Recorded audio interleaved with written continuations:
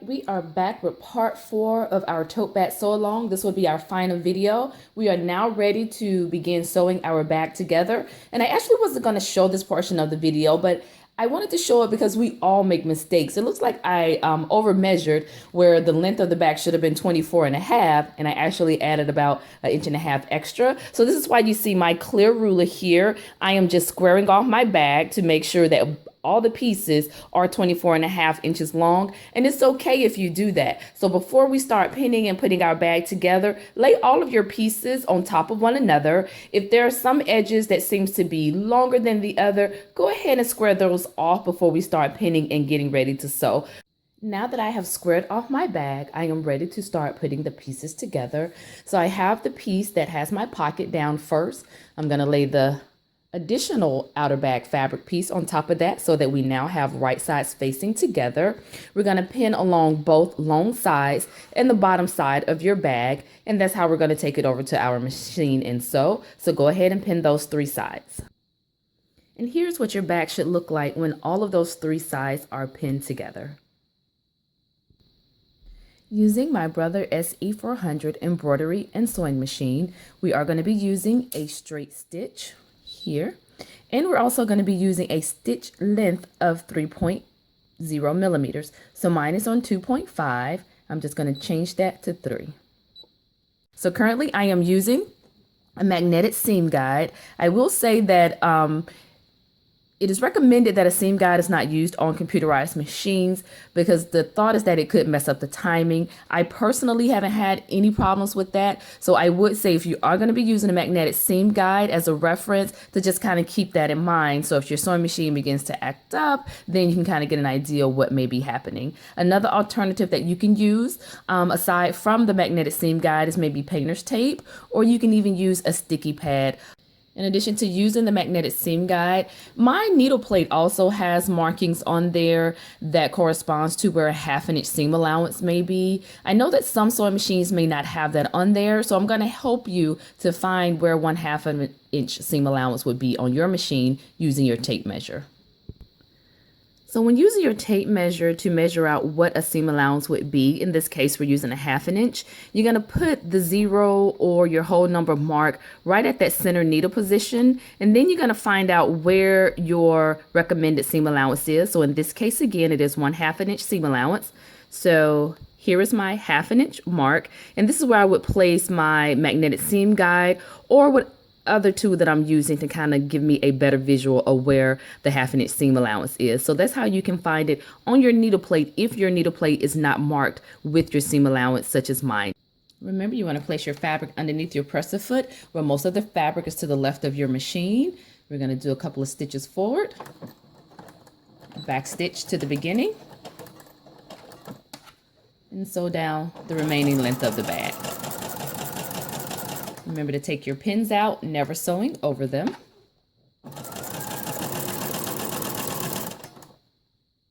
You're going to continue to the bottom, except we're not going to sew all the way to the bottom. We're going to get to a point where we're going to pivot so we can have one continuous seam line. So I'm nearing the end of this seam. I'm going to make one last stitch. With my needle down, I'm going to raise my presser foot, turn. And as you can see, it still aligns with my seam line, my seam gauge, sorry. Lower my presser foot and continue to sew. Now I am on my second long side, which would be the 3rd side that we're sewing, continuing with that continuous team due to that pivot method. It's going to go all the way to the top.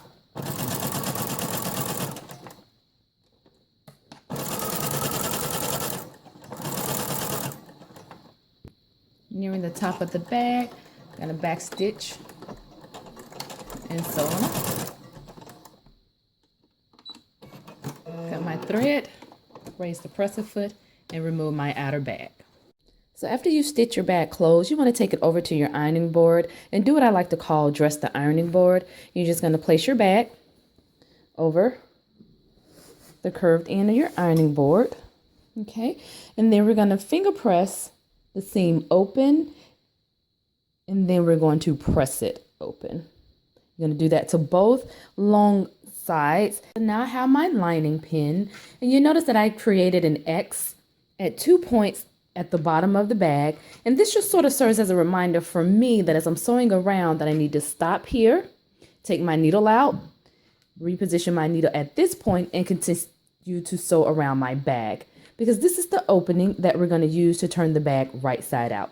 So after you pinning, take this over to your sewing machine and sew it closed using 1/2 inch seam allowance, remembering to leave the opening at the bottom of the bag. And after you've sewn your lining, you're going to take it over to your ironing board and you're going to press the seams flat. Now that we have sewn our outer bag and our lining, we press the side seams open on both pieces. We're going to create what is called a gusset, or squaring off the bottom of your bag. The way you want to do that is you want to take your hand and push it all the way to the inside of one side seam. You're going to pinch at the tip of the side seam. Lay your fabric flat so that fabric appears even to the left and to the right of the side seam. And no worries, it's going to feel a little bulky underneath, but the main part that we're concerned about is about 5 inches from the tip down towards you, because that's where we're going to mark off our gusset and create a new stitch line for that gusset. And the way that you do that, you would take your tape measure, put it at the tip of that seam. We're going to measure down about 4 inches. I'm just going to make a little mark. Okay. I'm going to turn my tape measure, kind of square off this area.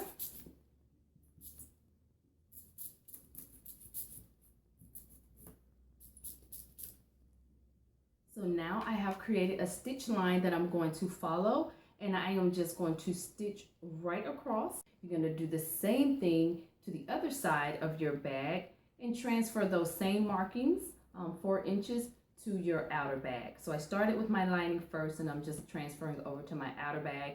You may have done it opposite. You may have marked this on your outer bag and then done the same thing onto your lining. So here's a close-up of the markings on my bag. As you can see, I have put the tip of my tape measure to the tip of my bag. I measured down 4 inches, made a little tick mark, and then I just turned my tape measure, or you can use your ruler to kind of just draw a straight line across at that 4-inch mark, and that's going to be my new stitching line for my gusset of the bag. Just so the layers of my bag do not separate, after making that 4-inch mark, I just placed a pin to kind of hold the layers together while I take it over to the sewing machine and prepare to stitch across that line. So I brought my bag over to my sewing machine, and I've placed the edge, the starting point of that stitch line that we created to form our gusset, right at the beginning of my presser foot. I'm going to come forward a couple of stitches and back stitch.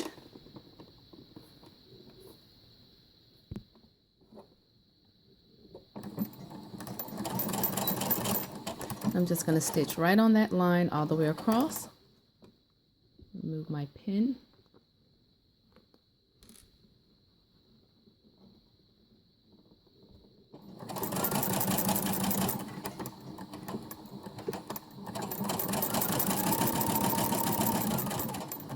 And I'm going to sew right over that seam, keeping it as flat as possible.